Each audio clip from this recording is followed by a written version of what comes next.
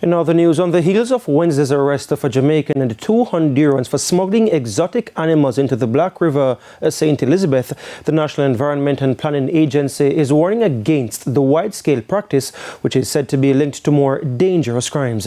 Krista Campbell has our report.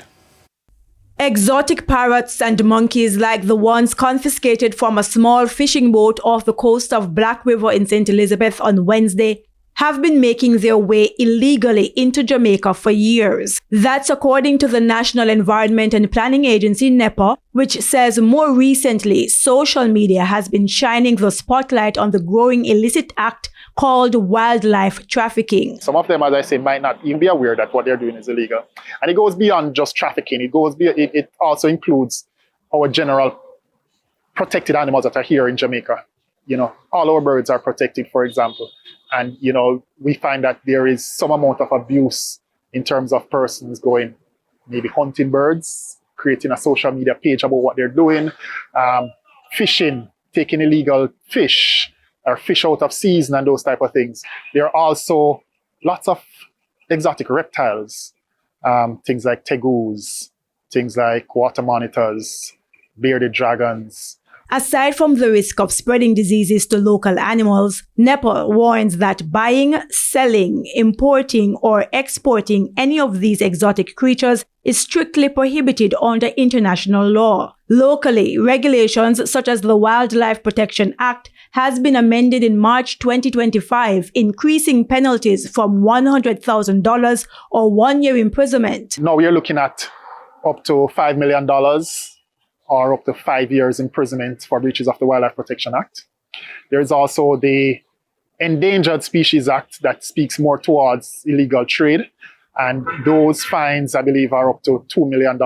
And so, through a public education campaign, NEPA will be targeting social media influencers who have been sporting these exotic animals to discourage the practice. A lot of this seems to be occurring along the South Coast, and so we want to double up our efforts there.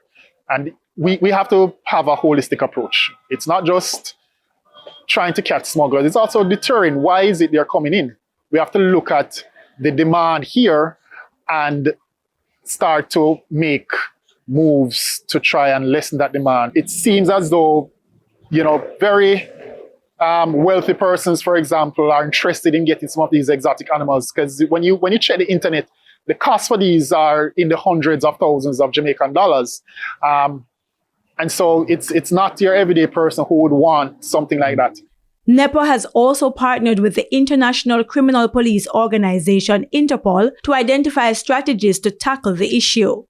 It's also connected to other hardcore criminal activities. We realize oftentimes it's the very same trade routes, very same players who are trafficking drugs and guns, who would take the opportunity to traffic a wildlife while they're doing this. Meanwhile, the Jamaican and 2 Hondurans held for smuggling several exotic animals on Wednesday, including a baby ocelot which is feared dead, remain in custody and are expected to be formally charged on Saturday. Krista Campbell, TVJ News.